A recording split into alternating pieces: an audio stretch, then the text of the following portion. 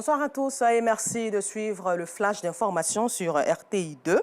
C'est la période électorale et quelques 35 666 candidats, dont 30 419 pour les élections municipales et 5 247 pour les régionales, ont démarré ce vendredi 25 août 2023 la campagne électorale pour ces élections locales ivoiriennes, prévue se tenir le samedi 2 septembre prochain de 8h à 18h. Et ce sont 8 millions d'électeurs qui sont appelés aux urnes pour renouveler les conseils municipaux et régionaux avec une forte présence de candidatures indépendantes. Ils sont 341 candidats validés par la commission électorale indépendante CEI, mais les principales formations politiques ne voient pas d'un bon œil ces candidatures et ont décidé de sanctionner, voire d'exclure de leur parti politique les candidats perçus comme des dissidents. Et nous sommes à l'approche de la rentrée scolaire 2023-2024. Les préparatifs ont déjà débuté chez plusieurs commerçants, notamment les couturiers. Au grand marché d'Adjamé, des ateliers de couture se consacrent uniquement à la confection des tenues du préscolaire, du primaire et du collège. Mais ce n'est pas encore l'affluence des grands jours. Ce sont juste quelques rares clients grossistes qui les reçoivent.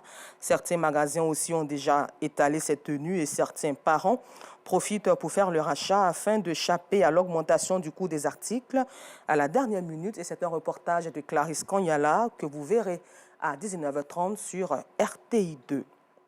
En société, dans les rues d'Abidjan, on retrouve des commerçants de noix de coco à tout point de rue.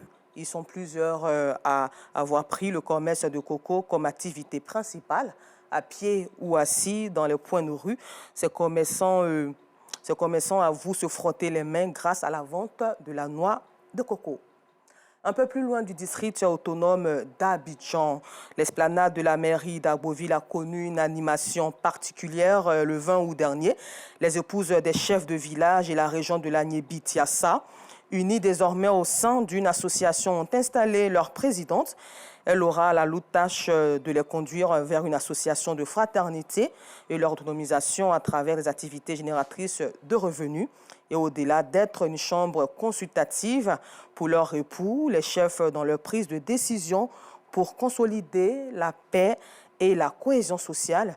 Théodore Zouzou et Alassane Rabo-Parguin étaient à Agboville pour rencontrer ces femmes.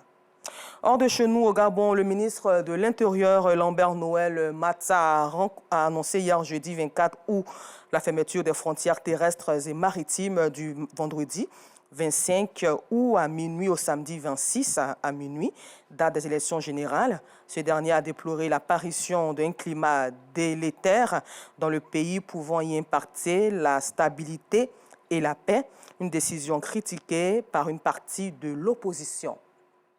Et toujours dans cette atmosphère mouvementée liée aux élections, les observateurs régionaux au Zimbabwe ont jugé le scrutin présidentiel et législatif pas conforme aux critères démocratiques ce vendredi 25 août 2023. Et selon la mission de la communauté de développement d'Afrique australe, certains aspects du scrutin ne sont pas conformes aux exigences de la Constitution du Zimbabwe, de la loi électorale et des principes et lignes directrices de la SADC élections démocratiques, selon le chef de la mission Never Mumba lors d'une conférence. Et puis nous terminons en Europe où jusqu'à 10 000 mercenaires de Wagner seront déployés au Bélarus selon son président Alexandre Loukachenko après des interrogations sur l'avenir du groupe paramilitaire à la suite de la mort présumée de son chef Evgeny Prigojine, considéré comme un traître par Moscou. C'est tout pour aujourd'hui et rendez-vous à 19h30 pour le temps d'information complet.